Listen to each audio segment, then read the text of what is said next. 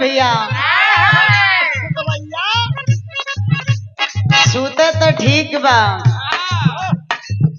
तनी नेपाल के किनारा और शायद हर जगह के सिस्टम बा पिए वाले अपने आदत से तनी मजबूर होला कहीं कहीं तो नमक चाट के सब पी जाता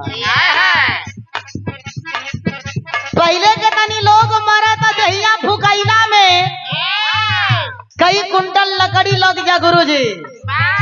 ये तनी गरीब लोग पुअरा पे फूका जाता फूलला नहीं खे मिलो यह नशा कोई चीज हो तो नशा में बड़ा ताकत होले वो दुल्ही भी कहे बलमा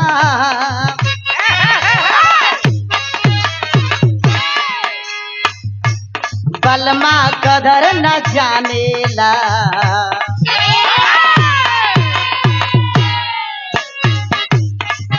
अरे बलमा कदर न जानेला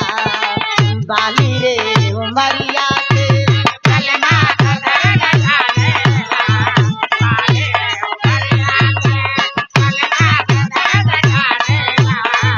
बाली रे उमरिया के दुल्ही निकाला पी के आवेला बुआना चौकठवा के बारवा गिर गई तो कहीं डाली कम हिया तब कहे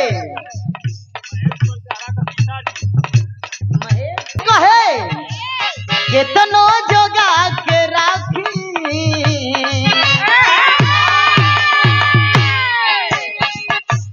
केतनो जोगा के राखी अरे केतनो जोगा के राखी हम कोमल शरीरिया के बलमा और बलमा अरे बलमा कदर न जाने बाली रे उमरिया बलमा कदर न जाने बाली रे उमरिया बलमा कदर न जाने बाली रे उमरिया परेशान बा दुल्हन कहे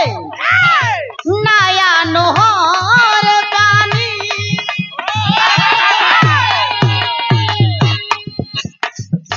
नया नोहर बानी